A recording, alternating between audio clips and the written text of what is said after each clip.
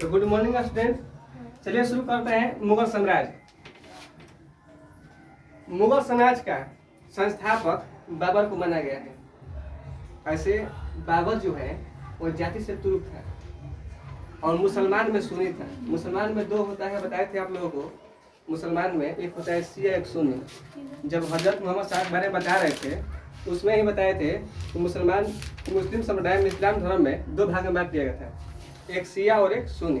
तो उसी में ये सुन्नी समुदाय कौन था? बाबर था। और ये भारत में मुगल समाज की स्थापना इन्हीं को करने का श्रेय माना गया है। इनका जो जन्म हुआ है 24 फरवरी 1483 में हुआ है। वो कहाँ हुआ है? फरगना। फरगना कहाँ पड़ता है? उज्बेकिस्तान में पड़ता है। और इनके पिता का नाम क्या था? उमर शेख मिर्जा। माता का नाम कुतलुक निगार खां था। उसके अलावा इनके जो दादा थे उनका नाम था अबू सैयद। गद्दी पर कब बैठे? 8 जून 1494। गद्दी पर बैठने से पहले बहुत सारी चीजों को हुआ था जिसके बारे में हम लोग को जानना है। इनके जो दादा थे अबू सैयद, ये इनको जो है इनको तैमूर लंग के बारे में या और सारे जो शासक आए हैं भारत में आकर के लूट के गए हैं उनके बारे में बहुत सी जानकारी दी है।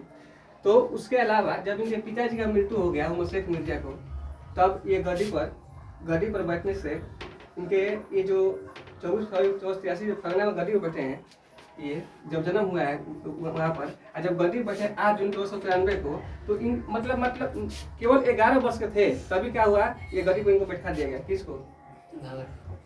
बाबर को। अब बाबर जो है जब 11 वर्ष के अवस्था में जब कोई बच्चा जब गद्दी बैठेगा तो उसको देखकर सभी लोग चिंतित थे कि मतलब कैसे गद्दी बैठेगा, ऐसे को बैठना नहीं चाहिए। एक लड़का गद्दी बैठेगा तो उसको कैसे बर्दाश्त किया जाएगा, इन चीज़ों को देख करके। तो इनके जो चचा थे जिसका नाम था दौलत खां लोधी, उनका एक पुत्र था।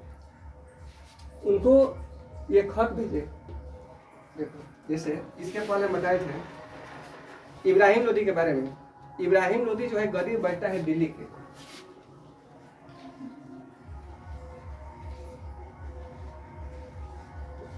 इब्राहिम लोधी दिल्ली गद्दी बैठता है जब इब्राहिम लोधी, तो इसको जो गद्दी पर बैठने के बाद सब लोग चाहते हैं क्या कि गद्दी से हट जाए।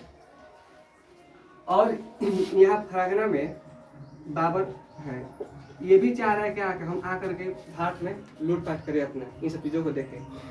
लेकिन अब चूंकि बाबर अभी छोटा है और बाबर के बाद इब्राहिम लोधी हटाने के लिए सब लोग प्रयास कर रहे हैं, क्या करेंगे हटा दें। तो यहाँ से नीचे यहाँ पर पड़ता है, यहाँ है मेदनीरा, यहाँ है राणा सांगा, यहाँ मेवाड़ पड़ता है। मेवाड़ शासक कौन है? राणा सांगा। और यही है दौलत खां लोधी। ये कहाँ पर है? पंजाब में है। तो सोचते हैं कि ये जो दौलत खां है लोधी है वो अपने भतीजा को भेजा के कहता है किसके पास? बाबर के पास। आप जाइए और वहाँ जा करके क्या कीजिए, बाबर को बुलाइए क्या करने के लिए, यहाँ हटाने के लिए। किसको? इब्राहिम लोधी को। अब ये संदेशा भेजता है अपने बेटे से। और ये जो बेटा है, ये जो दौलत खां लोधी है, ये इब्राहिम लोधी क्या लगेगा? चचा लगेगा, है ना, उस हिसाब से। तो ये सब मिल करके इधर से मेदनी राय, राणा सांगा, दौलत खां लोधी, ये सब तीनों मिल करके प्रयास ये करते हैं कि इब्राहिम लोधी गद्दी से क्या करें? हटा दें। मतलब दिल्ली गद्दी पर कौन बैठा हुआ है? इब्राहिम लोधी। तो ये जो संदेशा जब जाता है बाबर के पास, बाबर क्या हो जाता है इस बात को लेकर के कि मैं जाऊंगा वहाँ पर भारत में, मैं आऊँगा और लूटपाट होगा उसको, और जो साटा है वो आप लोगों को सौंप करके मैं चला जाऊँगा। इसी बात पर विचार होता है। 12 में से तीनों सहमत होते हैं। तो जब ये सारी चीज़ें हो जाती हैं तो बाबा क्या करता है कि यहाँ पर भारत में आता है। सबसे पहले भारत में आने से पहले सबसे पहला आक्रमण करता है तंजौर और भेड़ा पर। और यहाँ पर उसका क्या कर लेते हैं, आगे क्या कर लेता है? तंजौर यहाँ पर लिखे होंगे। भारत में 5 बार आक्रमण किया है जो बाबर है, 5 बार आक्रमण किया है। पहला किया है ईसुफजाई जाति के विरुद्ध, और इसके अंतर्गत तंजौर और भेड़ा पर अधिकार कर देता है। उसके बाद कभी क्वेश्चन पूछा है कि बादशाह का उपाधि कब धारण किया, तो 1507 में धारण किया है गद्दी पर बैठने के बाद। भारत में आने के निमंत्रण कौन कौन दिया तो बता दिए कि दौलत खां लोधी था। उसके बाद 3 और शासक थे, कौन थे? मेवाड़ था राणा सांगा, मेदिनी था चंदेली का, और अफगान बिहार के लोग में अफगान लोग आते हैं, वो लोग दिए थे क्या? कि आप आइए भारत में और क्या कीजिए, उनको इब्राहिम लोदी को हटाइए और हम लोग सत्ता को दीजिए इन चीज़ों को। तो एक प्रथम युद्ध होता है क्या, पानीपत का। पानीपत का प्रथम युद्ध होता है 21 अप्रैल 1526 में। इसके बीच होता है बाबर और इब्राहिम लोदी के बीच। क्यों होता है युद्ध, उसके पीछे कारण क्या है?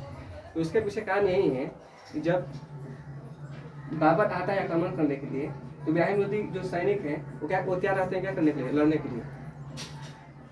मतलब कि अकेले इसको हार कैसे मानना है, हार तो मानेगा नहीं, तो क्या करता है, लड़ने के लिए तैयार करता है। तो ये आता है बाबर, अब इब्राहिम युद्ध होता है तो उसमें हार होता है किसका, इब्राहिम लोदी का। हार होने का कारण क्या है, क्योंकि पहले बार इस युद्ध में तोप का प्रयोग किया गया था और तुगनुमा नीति का प्रयोग किया था। तुगनुमा नीति क्या होता है, 3 तरफ से घेर करके मारना, जैसे ऐसे ऐसे ऐसे, मतलब इधर से सैनिक लगा दिया गया था, इधर से भी सैनिक, और इधर से क्या तोप और बारूद लगा दिया गया था, और इधर से उनकी इब्राहिम लोदी की सेना आ रही थी। ये करके मतलब 3 तरफ से घेर करके आखिर इसको मार दिया गया। इब्राहिम लोदी के जो सेना है उसको हरा दिया गया, इब्राहिम लोदी का हार हो गया उसमें। इस युद्ध में पहली बार तोप का प्रयोग किया गया था। एक युद्ध में तुगनुमा नीति का। आज कभी पूछता है कि तोपची कौन थे, तोपची मुस्तफा और क्या थे, उस्ताद अली थे। 2 तोपची था, इसका नाम क्या था, मुस्तफा और उस्ताद अली। अब बाबर जो है बहुत उनको मिली है कलंदर की उपाधि मिला हुआ है। क्यों मिला हुआ उपाधि, ये उपाधि कौन दिया है, तो जो उसके सैनिक लोग हैं वहाँ के, मतलब कि जो सैनिक हैं वही क्या दिए हैं, कलंदर को उपाधि दिए हैं, क्योंकि ये बहुत उदार था। ये बोल रहा था जितना धन हम लोग लूटेंगे उसको हम नहीं लेंगे, आप ही लोग में बांट देंगे। तो ये एक उदारता हो गई, और उसी कारण उसको क्या मिला, कलंदर की उपाधि मिल गया। कि अब क्या है, कलंदर है बहुत उदार व्यक्ति है, तो कलंदर की उपाधि उसको मिल गई इसी कारण की। अब क्या है, बहुत उदार व्यक्ति है। तो इब्राहिम लोदी की जब हरा दिया तो उसके बाद शुरू हुआ क्या, खानवा का युद्ध। ये खानवा का युद्ध क्यों होता है, ये खानवा का युद्ध शुरू होता है 17 मार्च 1527 को राणा सांगा और बाबर के बीच होता है। और इसमें भी कौन, बाबर जीत जाता है। कारण क्या होता है युद्ध मतलब कि होने का, जब ये अधिकार कर लेता है इस पर, दिल्ली पर बाबर का अधिकार हो जाता है, तो अब इसको यहाँ से जाना होता है, क्योंकि पहले ही तय हुआ था, सब ये लगा हुआ था या क्या कीजिएगा, आक्रमण किया करेंगे और उसके बाद आक्रमण के बाद आप यहाँ से चले जाएंगे। लेकिन ऐसा होता नहीं है, यहाँ पर आ करके बाबर और वहीं पर रुक जाता है, अपना डेरा जमा लेता है और जाने को तैयार ही नहीं होता है। अभी राणा सांगा देख रहा है कि आज जाएगा कल जाएगा, ऐसे मतलब कि जाने के क्रम में है, लेकिन जाने वाला है नहीं, जा नहीं रहा है। अभी क्या करता है कि इसके पास पूछने के लिए जाता है, जो राणा सांगा है जाता है पूछने के लिए बाबा से कि आप तो कहते हैं मतलब कि लूट धन लेंगे चल जाएंगे, लेकिन आप यहीं में बैठे हुए हैं, जा नहीं रहे हैं, और हम लोग को बोले सता सपने के लिए, तो कुछ नहीं बोलता है, कहता है ठीक है हम प्रयास करेंगे, अभी कुछ सोच रहे हैं। इस तरह बहुत दिन जब बीत जाता है, जब कुछ भी नहीं होता है, तो राणा सांगा कहता है युद्ध करने के लिए तैयार रहता है, और ये भी दोनों में युद्ध होता है। अब फाइनली जीत जाता है कौन, बाबर। इसमें भी बाबर जीत जाता है, इसमें भी किसका हार होता है, राणा सांगा को। तो राणा सांगा जो हार जाता है, ये मेन झगड़ा होने का कारण क्या था, युद्ध होने का कारण क्या था, शर्त को तोड़ना। क्योंकि ये शर्त को तोड़ा था कौन, बाबर। बोला था चल जाने के लिए, लेकिन गया था नहीं। और ये इस घटना के बाद बाबर ने गाजी को भाई धारण किया। गाजी का मतलब यह, गाजी का मतलब ये हुआ कि धर्म में उलझा देना, धर्म को मनवाना। मतलब राणा सांगा से लड़ने के लिए उसके जो सैनिक हैं बाबर के, कोई भी तैयार नहीं था। ये कह रहा था कि हम राणा सांगा से लड़ेंगे नहीं, क्योंकि राणा सांगा कोई भी युद्ध हारा ही नहीं है, 50 युद्ध लड़ा हुआ है और सब जीत गया है। इनके पास सैनिक भी कम था बाबर के पास, तो इसलिए कोई भी सैनिक तैयार नहीं था। तो उसको तैयार कराने के लिए जो बाबर हैं उनको धर्म में उलझा दिया। बोला कि आपको आपकी इस्लाम धर्म की मतलब कि बराबर रखना है, उसको बचाना है, इसलिए क्या करना है, आपको किसी भी तरह इस युद्ध को लड़ना होगा। और क्या करना होगा, राणा सांगा को हराना होगा ना, पहले हार नहीं मानना होगा, किसी भी हाथ में लड़ना होगा। उसके बाद शराब वराब पर भी पाबंदी लगा दिया, शराब वराब नहीं पीना है, नहीं तो उसे वो जानता था कि शराब लोग पिएगा तो सुबह मतलब जगेगा नहीं और क्या युद्ध में हार जाएगा ऐसे करके। तो शराब, क्योंकि ये शराब पीने वाला ये भी था, लेकिन फिर भी क्या किया, इसको प्रतिबंध लगा दिया। इसका पुत्र है, इसका नाम क्या है बताए हैं, हुमायूं, कमरान, अस्करी और हिंदा, 4 पुत्र थे। और उसमें सबसे क्या था बड़ा था हुमायूं। इसके बाद इसमें उत्तराधिकारी यही होगा हुमायूं। तो फाइनली क्या होता है कि खानवा के युद्ध में किसका हार होता है? राज शाह का, और जीता कौन है? बाबर।